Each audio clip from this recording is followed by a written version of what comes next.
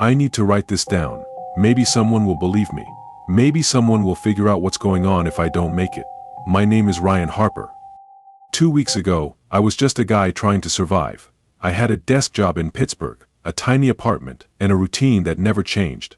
It wasn't exciting, but it was safe. Then the company let me go. No warning, no explanation, just an email telling me I was done. I tried to stay calm, but the bills didn't wait. The severance package barely lasted a month. The job applications I sent out went nowhere. Debt piled up. My landlord started threatening eviction. Everything I had built was falling apart. That's when I saw the ad. Night receptionist needed. Whispering Pines Motel. $50 hour. No experience required. It sounded like a joke. $50 an hour for sitting behind a desk. But I was desperate.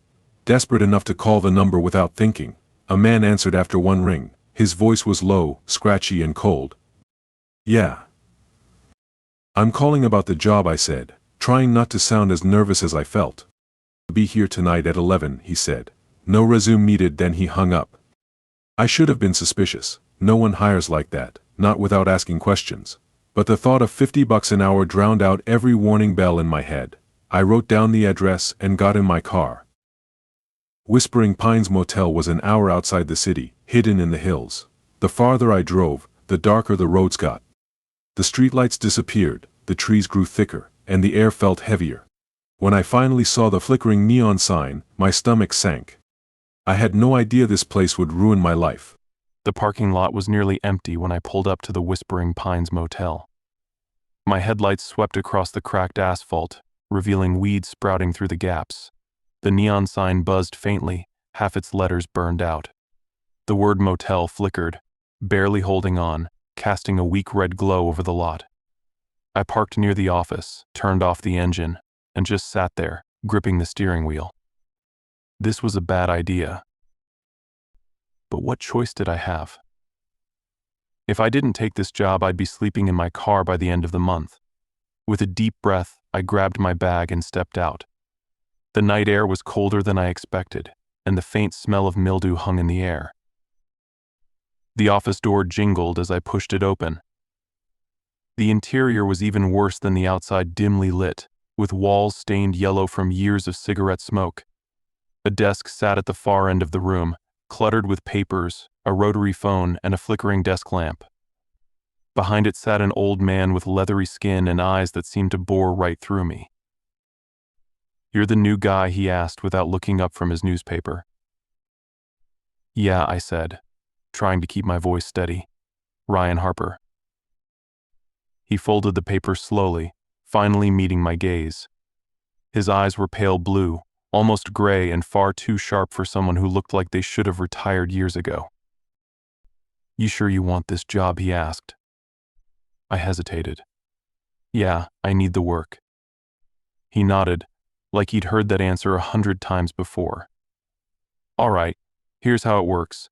You show up at 11, you leave at 7, you get paid $50 an hour in cash, no questions. But there are rules." He reached into his pocket and pulled out a folded piece of paper. He slid it across the desk to me. "Memorize these. Don't write them down, don't tell anyone, and for God's sake, don't break them." I picked up the paper, my hands trembling slightly. The rules were written in neat, precise handwriting, each one numbered and underlined. At 11:15 p.m., turn off the neon sign. Turn it back on at 6:45 a.m., not a minute earlier or later. If you hear knocking from inside the ice machine, ignore it. Do not open it between 2 a.m. and 4 a.m. Room 237 is always vacant. If anyone asks about it, tell them it's under renovation. If you see lights on in room 237, do not investigate. The phone in the office will ring at 3:33 a.m. Answer it, but do not speak. Listen for exactly 66 seconds, then hang up. If a guest checks in and gives the name John Smith, give them the key to room 113, regardless of availability. Do not look at their face. The vending machine in the lobby will sometimes dispense items that are not food or drinks. If this happens, dispose of the item immediately. Do not touch it with your bare hands. At 5:55 a.m., lock yourself in the supply closet for exactly 5 minutes. Do not come out early, no matter what you hear. I read the list twice, my stomach twisting into knots. This had to be some kind of joke. "This is serious?" I asked, looking up at the old man. "As serious as it gets," he said, leaning back in his chair. "These rules are the only thing keeping you safe." "Safe from what?" "Mutt." He didn't answer. Instead, he stood up, grabbed his coat, and started for the door. "See you at 7, he said. "Good luck." And then he was gone. I sat there in stunned silence for a long time, staring at the list. My first instinct was to leave, to walk out the door, get back in my car, and never look back. But my empty bank account and overdue rent kept me rooted to the spot. I checked my watch. It was 11:10 p.m. 5 minutes until I had to turn off the neon sign. I didn't understand why it mattered, but something about the way the old man spoke made me take the rules seriously. At exactly 11:15, I stepped outside and flipped the switch on the sign. The buzzing stopped, and the parking lot was plunged into near total darkness. Only a few dim lights above the room doors remained. As my eyes adjusted, I thought I saw something move in the shadows near room 237. I froze, squinting into the darkness. Was it a trick of the light? My imagination? I took a step closer, but as soon as I did, the movement stopped. "Get a grip," I muttered to myself, heading back to the office. The rest of the night was uneventful, at least at first.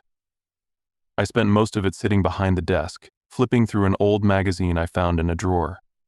Every so often, I glanced at the clock, counting down the hours until my shift ended.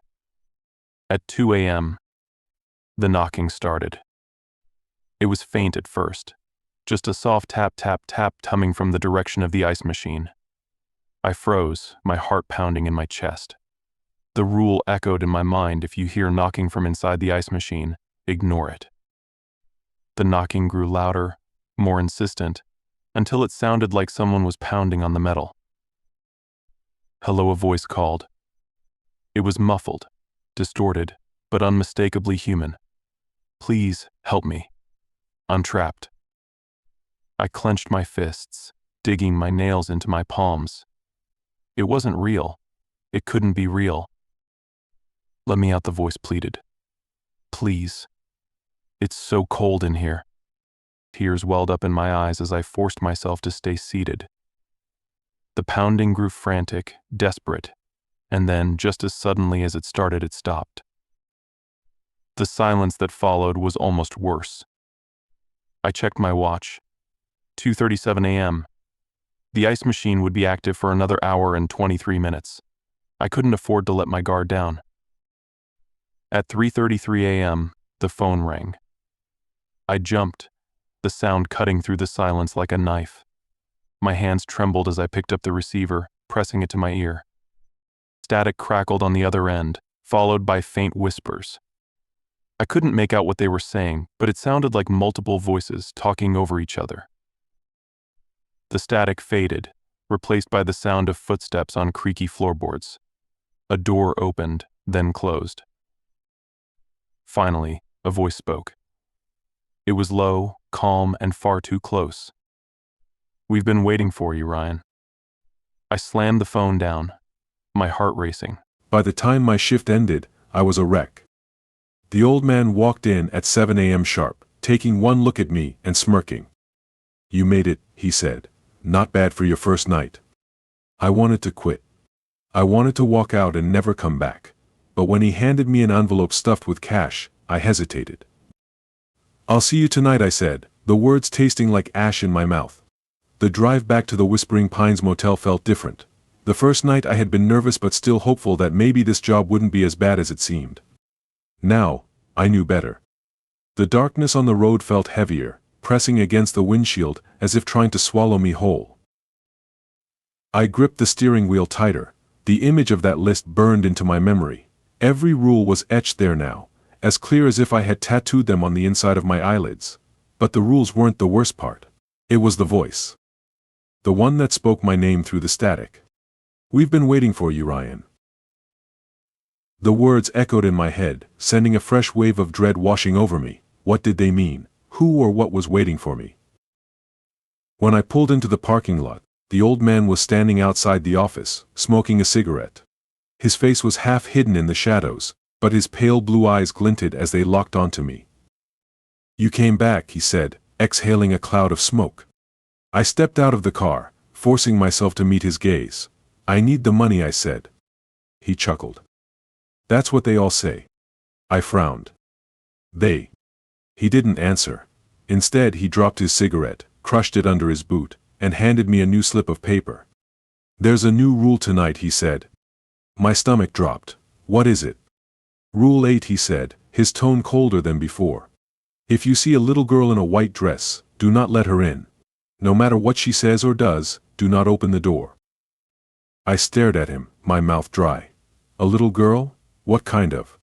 He cut me off with a sharp wave of his hand. "Doesn't matter. Just follow the rule." With that, he turned and walked away, leaving me standing there with the paper trembling in my hand. By 11:15 p.m., I was in the office, flipping the neon sign off. The parking lot went dark, just like the night before. I stared out the window, half expecting to see something move in the shadows again, but the lot was empty. I sat behind the desk, trying to distract myself by flipping through the same dusty magazine I'd found the night before. But my mind kept drifting back to the new rule. A little girl in a white dress. What kind of place needed a rule like that? At 1 a.m., I heard the first knock at the office door. It was soft, almost polite, but it made my heart lurch all the same. I froze, staring at the door. The knocking came again, more insistent this time. I stood slowly, my legs feeling like they were made of lead. I stepped toward the door, my eyes fixed on the frosted glass window. A small shadow stood on the other side, barely visible in the dim light. "Please," a voice said. It was soft, high-pitched like a child's. "I'm lost. I'm scared. Let me in." I stopped in my tracks, my blood turning to ice. The rule. My throat was dry as I forced myself to speak. "I can't help you," I said, my voice shaking. "You need to leave." The shadow didn't move. "Please," the voice said again. It was trembling now, on the verge of tears.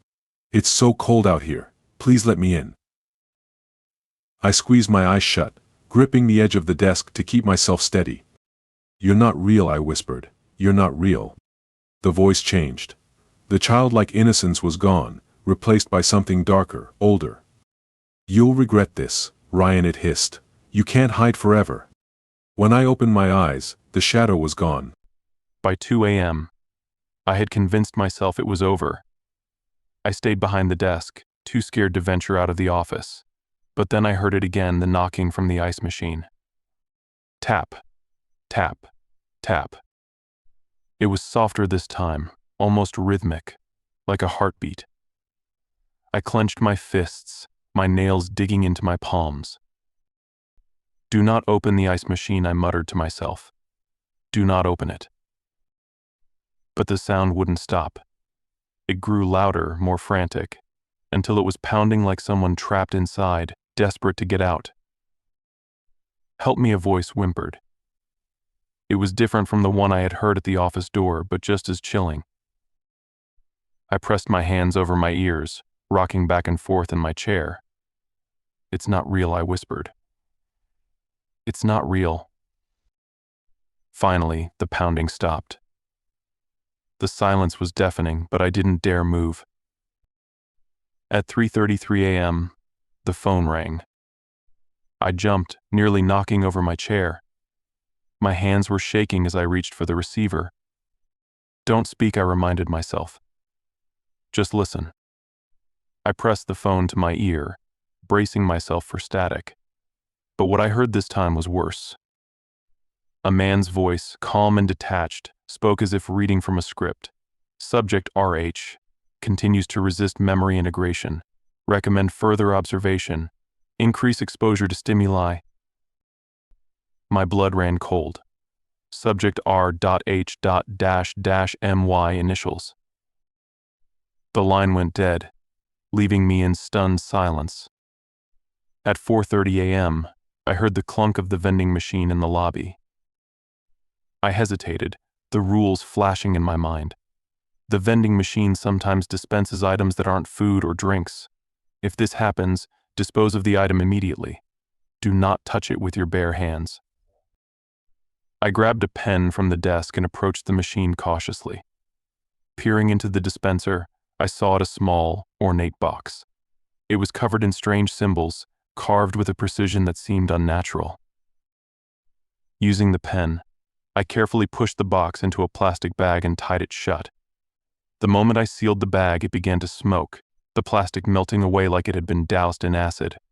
I dropped it with a yelp, my heart racing. "What the hell is this place?" I whispered. By 5:55 a.m., I was counting down the seconds, my eyes glued to the clock. When the time came, I sprinted to the supply closet, locking myself inside just as the rules instructed. The air was thick, suffocating, and my heart pounded in my chest as I waited. At first, nothing happened. The silence was almost comforting. But then I heard the low growl of something just outside the door. The handle jiggled, followed by a heavy thud against the wood. I pressed myself against the far wall, biting my fist to keep from screaming. The door shook with each impact, and a guttural snarl filled the air. The rules echoed in my mind: do not come out early, no matter what you hear. I squeezed my eyes shut, counting the seconds. 5 minutes had never felt so long. Finally, the noises stopped. When I opened the door, the hallway was empty. At 6:45 a.m., I flipped the neon sign back on. The old man walked into the office at 7 sharp, just like the night before. "Rough night?" he asked, smirking. I didn't answer. "You're learning," he said. "That's good, you'll need to."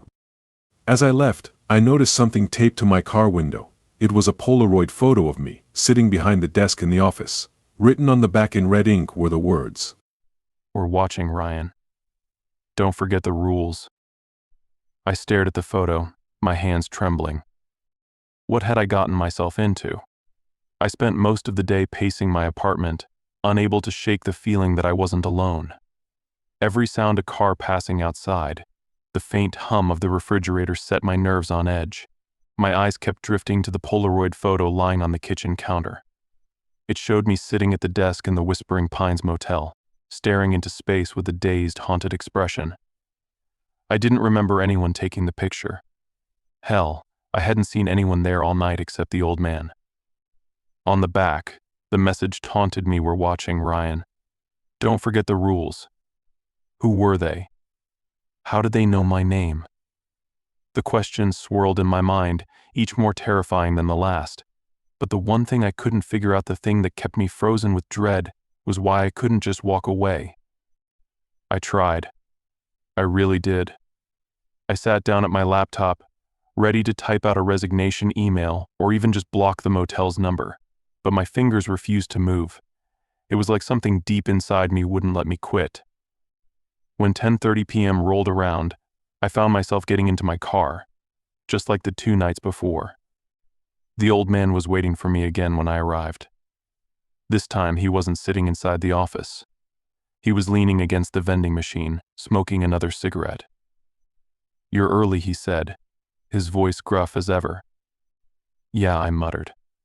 "Couldn't sleep." He nodded like he understood.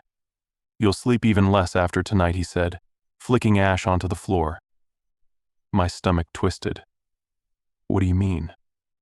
Without answering, he pulled a small slip of paper from his pocket and handed it to me. I unfolded it, my heart sinking as I read the new rule. Rule 9: at exactly 2:23 a.m., go to the vending machine and press a 7 twice, then B3 once. Whatever comes out, place it under the cot in the back room. Do not look at it. I looked up at him, my pulse racing. What happens if I don't? His pale blue eyes locked onto mine, and for the first time I saw something that looked almost like pity. "You don't want to find out," he said. And then he was gone, leaving me alone with the buzzing neon lights and the crushing weight of dread. By 11:15 p.m., I had turned off the neon sign and settled into the office. The darkness outside felt more oppressive than usual, pressing against the windows like a living thing. I spent the first hour trying to distract myself, flipping through old magazines and doodling on scraps of paper. But every so often I'd glance at the clock, counting down to 2:23 a.m. At 12:30 a.m., I heard the faint hum of an engine outside. A car pulled into the parking lot, its headlights cutting through the darkness like knives. A man got out, his movements stiff and jerky, like a puppet being controlled by invisible strings. He walked up to the office door but didn't come inside. Instead, he just stood there, staring through the glass. I couldn't make out his face.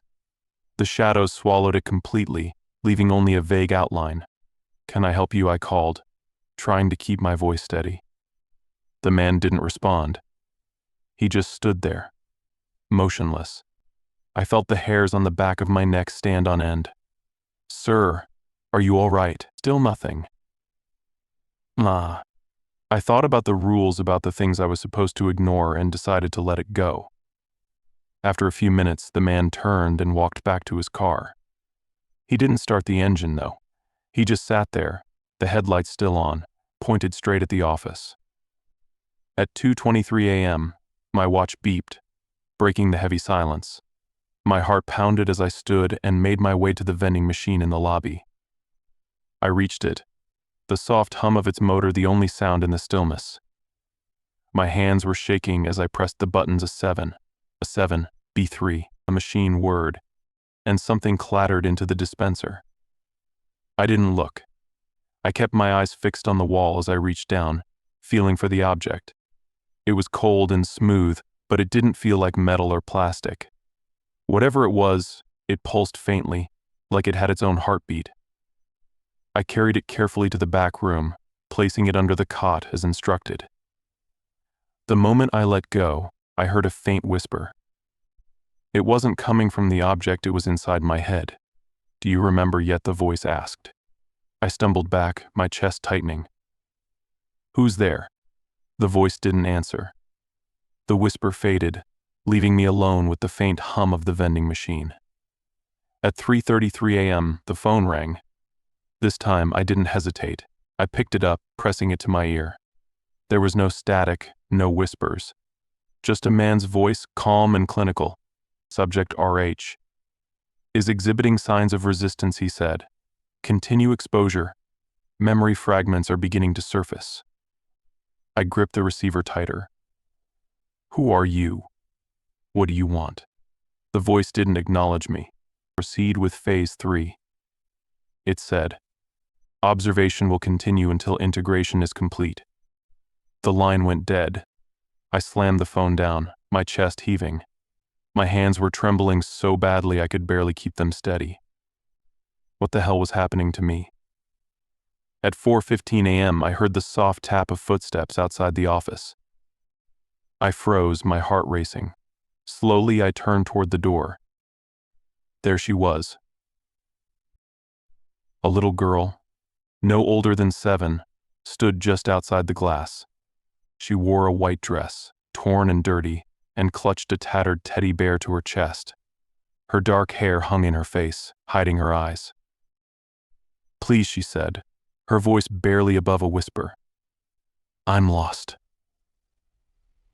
I'm scared." I backed away, the rule flashing in my mind. Do not let her in, no matter what she says or does. "I'm sorry," I said, my voice shaking. "I can't help you." She stepped closer, pressing her small hands against the glass. "Please, mister," she begged. "There's something out here. It's going to get me." Tears stung my eyes. She sounded so real, so terrified. But then her hands started to change. Her fingers lengthened, twisting into sharp, black claws. Her voice deepened, layered with something inhuman. "You can't escape, Ryan," she hissed. "You'll remember soon enough." I stumbled back, my legs giving out beneath me. When I looked up again, She was gone. At 5:55 a.m., I locked myself in the supply closet, just like the rule said. The growling started almost immediately. It was low and guttural, vibrating through the walls. The door rattled, and something slammed against it, hard enough to make the wood splinter. I pressed myself into the corner, covering my ears. Ryan, a voice growled. It was deep and guttural, barely human. Open the door. I squeezed my eyes shut, counting the seconds. The banging grew louder, the voice more insistent. But at exactly 6 a.m., it stopped. I waited a full minute before unlocking the door. The hallway was empty, just like the night before. When I returned to the office, the old man was waiting for me. He didn't smirk this time. He looked concerned. You're starting to remember, he said. I frowned. Remember what? He didn't answer. Instead, he handed me an envelope stuffed with cash. Go home, he said, and get some rest. You'll need it. When I got back to my apartment, there was another Polaroid waiting for me. This time, it showed me standing in front of the vending machine, holding the object I'd placed under the cot. Written on the back were 4 words. It's only the beginning. I almost didn't go back. After the little girl at the door and the whispers from the vending machine, I told myself I was done. I didn't care about the money anymore. No paycheck was worth my sanity. But by mid-afternoon, I found myself sitting in my car, staring at the Whispering Pines motel envelope stuffed with cash. It was still on the passenger seat, right where I'd left it. My hands itched to grab it and fling it out the window, but something stopped me. It wasn't just desperation anymore. It was the questions. Why did they know my name? What was that voice on the phone talking about memory suppression? And why did I keep seeing flashes of things I couldn't explain? Images that felt like they were mine but didn't belong to me. By the time 10:30 p.m. rolled around, I was back behind the wheel, heading down the dark, winding road to the motel. The old man wasn't waiting for me when I arrived this time. The office was empty, and the silence was unnerving. I walked behind the desk and froze. Sitting on the counter was another slip of paper. Another rule. Rule 10 at exactly 4:12 a.m. Go to room 237. Knock 3 times. Do not enter. Do not wait. Walk away immediately. My heart sank. Room 237. The one that was always supposed to be vacant. The one I wasn't even supposed to look at. I wanted to tear the paper in half, crumple it up, and pretend it didn't exist. But deep down, I knew I couldn't. The rules weren't suggestions, they were the only reason I was still alive. I tucked the note into my pocket, my hands trembling. Tonight was going to be worse than all the others. At 1 a.m., the sound of a car pulling into the lot snapped me out of my daze. I peered through the window and saw a sleek black sedan roll to a stop near the far end of the lot. A man stepped out, wearing a dark suit and carrying a briefcase. He didn't look like the kind of person who stayed in motels like this. He looked like he belonged in a corporate office, sipping espresso and yelling at interns. I opened the office door as he approached. Looking for a room, I asked, trying to sound casual. The man stopped in front of the desk and set his briefcase down. His face was sharp, his eyes cold and calculating. He didn't answer my question. Instead, he said room 113. My stomach dropped. Rule 5. If a guest checks in and gives the name John Smith, give them the key to room 113. Do not look at their face. I swallowed hard. Are you? John Smith. He didn't respond. He just stared at me, unblinking. I reached for the key to room 113, keeping my eyes fixed on the counter. My hand shook as I handed it to him. Enjoy your stay, I mumbled. He didn't say thank you. He didn't say anything. He just grabbed the key, turned, and walked out. As he crossed the lot, I couldn't resist sneaking a glance at his reflection in the office window. What I saw made my blood run cold. His face wasn't human. It was a smooth, featureless expanse of pale skin, like a mannequin brought to life. By 3 a.m., I was on edge. My nerves were shot, and every little noise made me jump. I kept glancing at the neon sign outside, even though I knew it was off. The darkness beyond the parking lot felt alive, like it was watching me, waiting for me to slip up. At 3:33 a.m., the phone rang. I snatched it up, expecting to hear the same calm, clinical voice as before. But this time it was different. It was my voice. "Ryan," it said, "you need to wake up. They're lying to you." I slammed the phone down, my breath coming in short, panicked gasps. What the hell was going on? By 4 a.m., I couldn't avoid it any longer. My watch ticked closer and closer to 4:12, and my stomach churned with dread. When the time finally came, I grabbed the flashlight from the desk and stepped outside.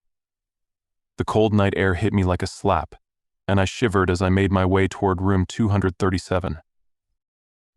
The door loomed ahead of me, the brass numbers gleaming faintly in the moonlight. I stopped in front of it, my heart pounding so loudly I could barely hear myself think. The rule was clear: knock 3 times. Do not enter. Do not wait. Walk away immediately. I raised my hand, hesitating for just a moment before rapping on the door. 1, 2, 3. The sound echoed through the still night, and I turned to walk away, my legs shaky and weak. But then I heard it. A faint voice, coming from inside the room. "Ryan." I froze. "Nah." The voice grew louder, more insistent. "Ryan, help me. Please." It wasn't just any voice. It was mine. My hand hovered over the doorknob. I knew I shouldn't. I knew I'd be breaking the rule. But the sound of my own voice pleading for help was too much to ignore. I turned the knob and pushed the door open. The room wasn't a room. It was a vast, white expanse that seemed to stretch on forever. The walls pulsed faintly, like they were alive, and the air was thick with a strange, metallic smell. In the center of the space was a chair. A man was strapped to it, wires snaking out from his arms and legs, disappearing into the floor. As I stepped closer, my blood ran cold. The man was me. I stumbled back, my mind reeling. It didn't make sense. How could I be here and there at the same time? "Help me," the other me whispered, his voice weak and broken. "They're erasing us."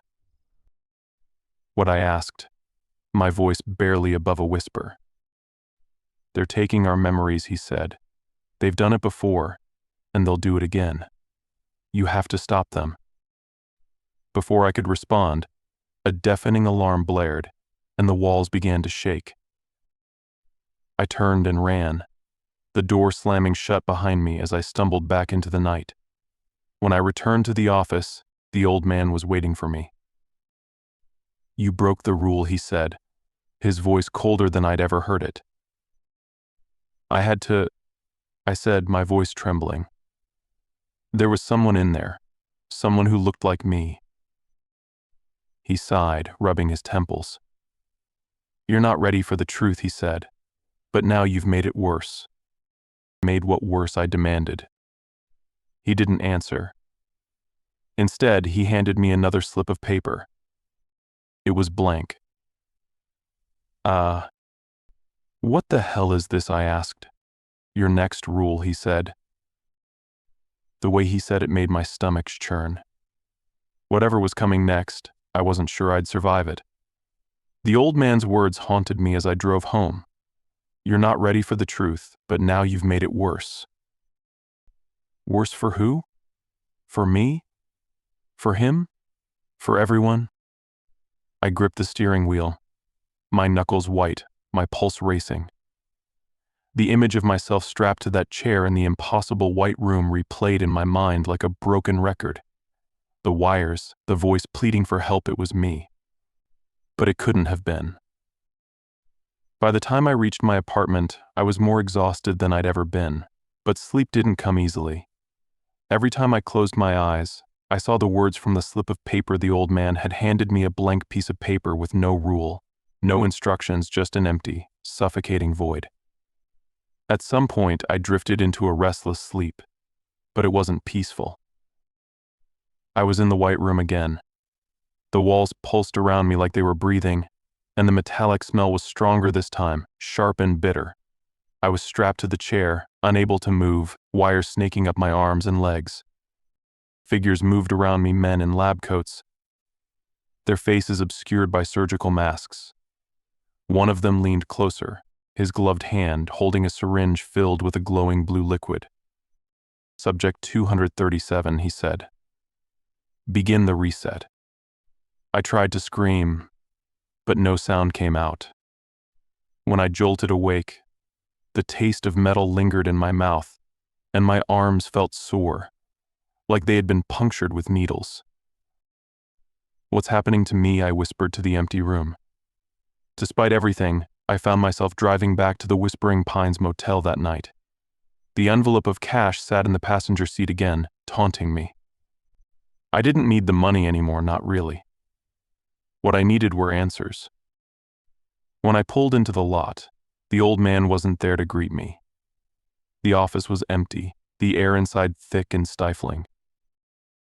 For a moment, I thought about walking out and leaving for good. But something deep inside me, a pull I couldn't explain, kept me rooted to the spot. By 11:15 p.m., the neon sign was off, and the parking lot was shrouded in darkness. I sat behind the desk, staring at the blank piece of paper the old man had given me. I flipped it over, held it up to the light, even rubbed the surface with a pencil, hoping to reveal some kind of hidden message. Nothing. At 12:45 a.m., a knock at the office door made me jump. My heart pounded as I got up and peered through the glass. A man stood on the other side, dressed in a tattered suit, his face pale and gaunt. "Can I help you?" I called through the door, my voice trembling. The man didn't respond. Instead, he raised one hand and pointed toward the parking lot. Slowly, I followed his gaze. The black sedan was back. The man in the suit stood beside it, his featureless face turned toward the office. He didn't move. I whipped around to look at the man outside the door, but he was gone. At 1:30 a.m., the vending machine whirred to life on its own, the sound cutting through the silence like a scream. I stood, my legs shaky, and approached it cautiously. The dispenser tray was empty, but the buttons on the machine were flickering erratically. A 7. A 7. B3. My stomach twisted. That was the same sequence I had pressed the night before. I reached for the buttons, but before I could press anything, a soft, mechanical voice came from the machine. "Ryan, do you remember now?" I stumbled back, my heart hammering in my chest. The machine fell silent, the flickering lights fading. In the dispenser tray sat another small, ornate box. This time I didn't touch it. I didn't care about the rules. I grabbed a broomstick from the supply closet and used it to push the box into a plastic bag. The moment the bag sealed, the whispers started again. "Ryan," they hissed. "We're waiting for you." I shoved the bag into a corner and backed away, my hands trembling. At 2:15 a.m., I heard the sound of footsteps echoing through the parking lot. I looked out the window and saw a figure walking toward room 237. It was the man in the tattered suit, his movements stiff and unnatural. He reached the door, pulled out a strange, key-like object, and inserted it into the lock. The door swung open, spilling warm, golden light into the darkness. I knew I should stay in the office. The rules were clear about not investigating room 237, but something compelled me to follow him. I stepped outside, the cold air biting at my skin, and approached the room cautiously. The door was ajar, the golden light spilling out in waves. I pushed it open a little further, my breath catching in my throat as I stepped inside. It was the same as before: the white room, the pulsing walls, the metallic smell. But this time, the chair was empty.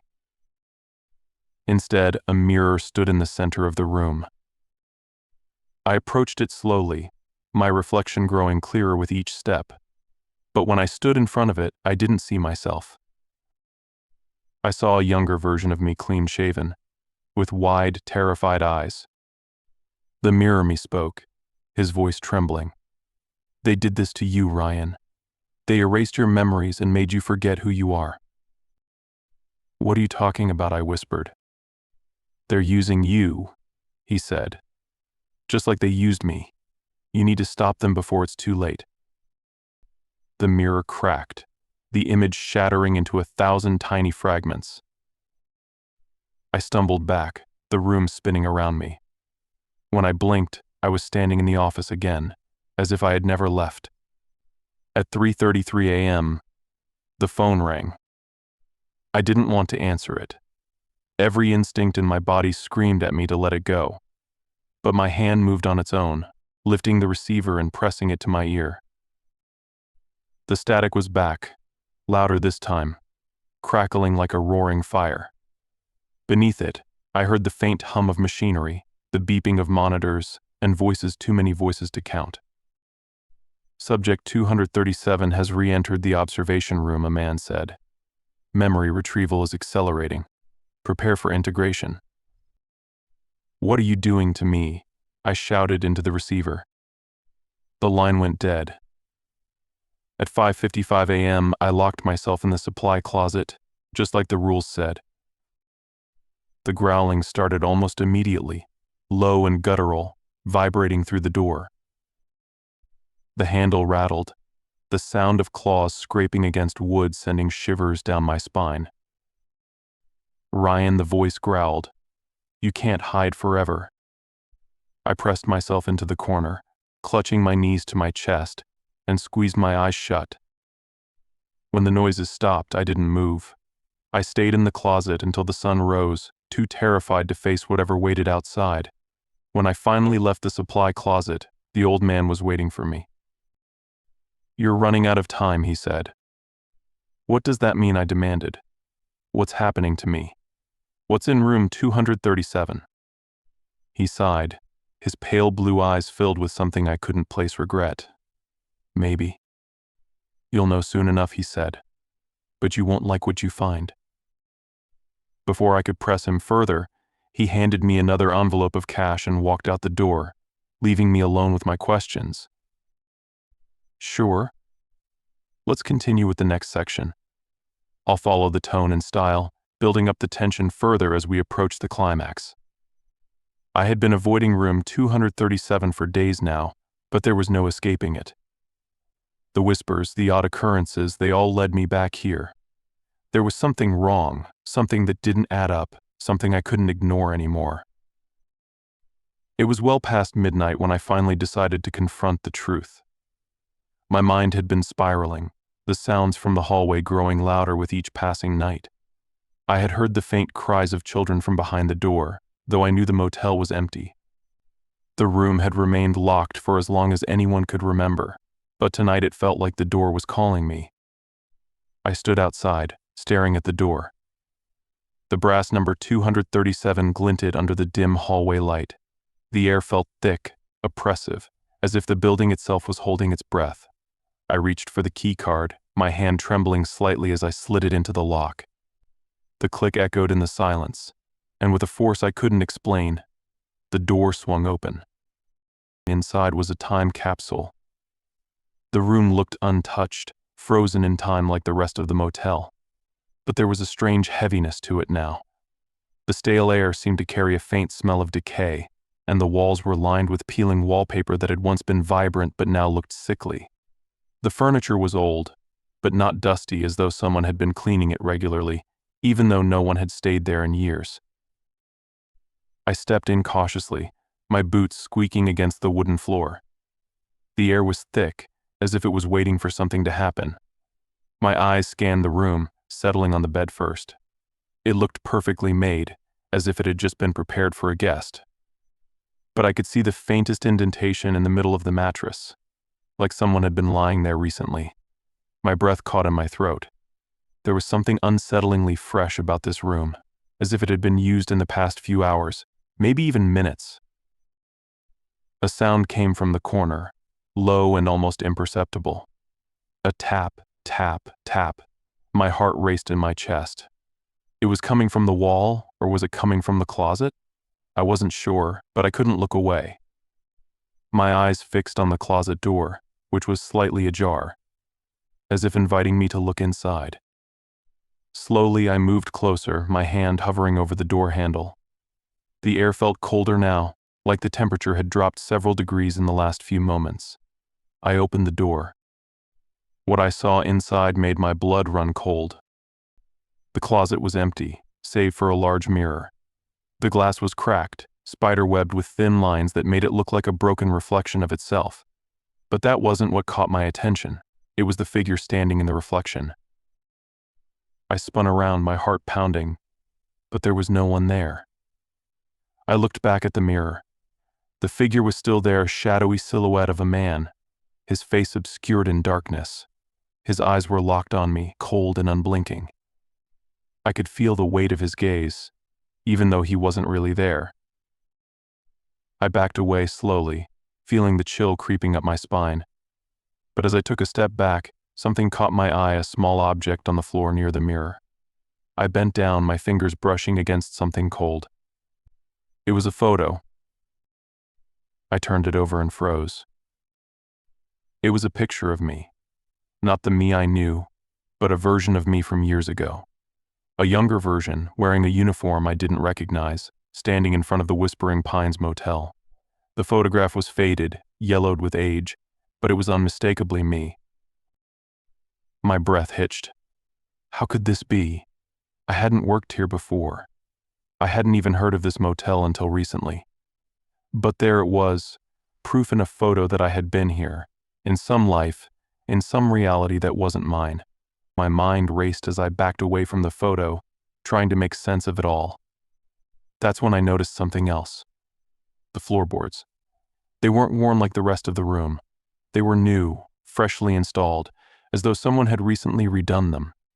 I ran my fingers along the smooth surface, feeling the weight of the secret it was hiding. Suddenly, the room felt different.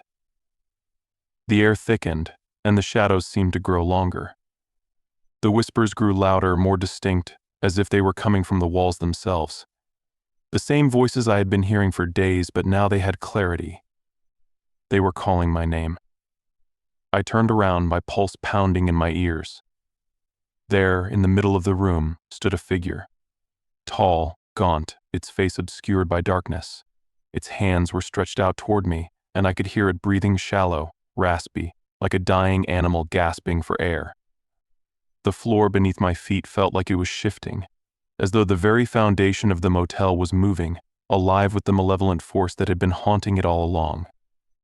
It was him. The figure from the mirror. The one who had been watching me from the reflection. I took a step back, but my legs felt like they were made of lead. The whispers were now louder, clearer. The voices weren't just calling my name. They were warning me. "Don't open the door," one of them whispered. "Don't look inside."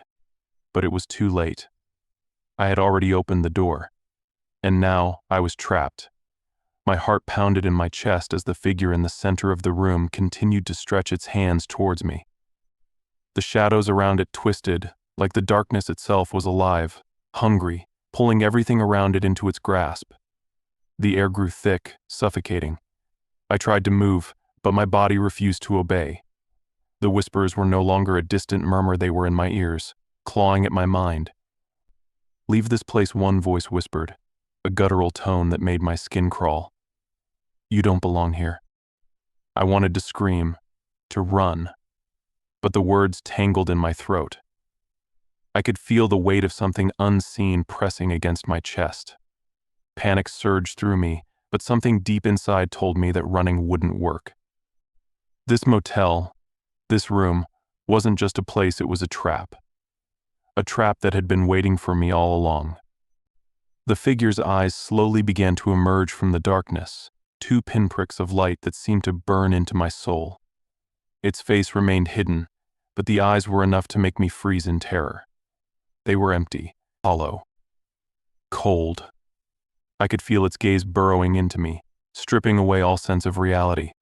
Suddenly, the temperature in the room plummeted. My breath formed fog in front of me, each exhale a visible cloud of fear. The figure took another step forward, its presence growing stronger, like a heavy storm on the horizon. I stepped back, but there was nowhere to go. The walls seemed to close in on me.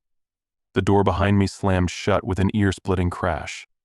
The sound of it echoed down the empty halls, but there was no one coming to help. No one to hear me scream. "Get out," the voice whispered again. This time clearer, louder, desperate. But there was no escape. I turned back to the mirror, my hands shaking as I reached for it. The crack in the glass seemed to stretch wider, the dark figure now fully visible in the reflection. It was no longer a shadow, it was real. Its mouth slowly opened, revealing sharp, jagged teeth that looked far too large for its thin, gaunt face. A low, rasping growl escaped its lips, and for a split second, I thought I saw it smile. I was no longer sure if I was looking at a man or something much darker, something other. It was as though this room had been waiting for me, pulling me in piece by piece until I couldn't escape its grip. The more I stared into its reflection, the more I felt my body grow heavier, as though I was sinking into the ground. I had to act. I had to get out. I stumbled toward the closet, but before I could touch the door, a violent force slammed me against the wall. The room around me seemed to come alive, the walls breathing, the floor shifting beneath me. My head spun. I couldn't breathe. The whispers were deafening now, each one fighting for dominance, telling me different things. Some told me to leave, others to stay. I couldn't make sense of any of it. All I knew was that I had to get out of room 237 before it consumed me completely. But the room had other plans. I couldn't breathe. The shadows around me seemed to thicken, pulling tighter, constricting every movement I made. I could feel the weight of the room pressing in on me from every angle, as though the very walls were closing in to suffocate me. But it wasn't just the room, it was it. The figure in the reflection, the one I couldn't fully understand, was real now. I could feel its presence, like an ancient, malignant force that had been hiding, waiting for me, for years. I had to get out. The door. The door was the only way out, but even as I stumbled toward it, my legs felt like they were filled with concrete. The whispers surrounded me now, suffocating, angry, cold. Their words became clearer with every step I took. "You're ours." My heart pounded in my chest, each beat deafening. I reached the door and yanked on the handle, but it wouldn't budge. It was locked, but that wasn't the worst part. The worst part was the feeling that the lock wasn't something that could be undone by any key. This wasn't a physical barrier, this was their barrier. And I was caught inside. The figure in the mirror had moved. It was no longer standing still. Its eyes were wide open, locked onto me. There was a sense of recognition in those empty eyes.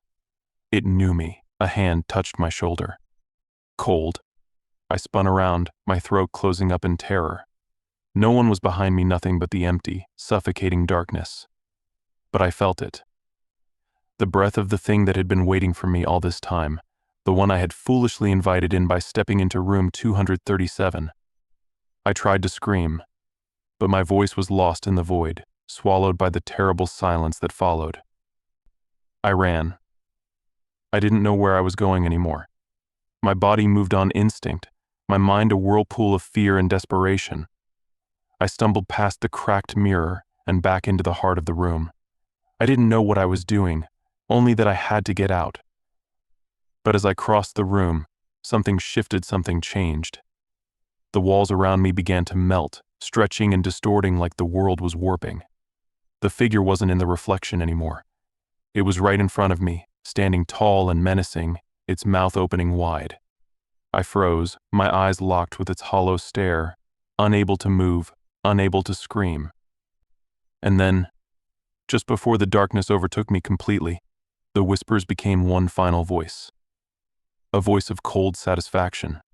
Welcome home. If you want more creepy stories like this, then hit subscribe and turn on the bell. Don't miss what's coming next. Also, tell me in the comments where are you listening from and what time is it for you right now. Let's see how far the shadows reach.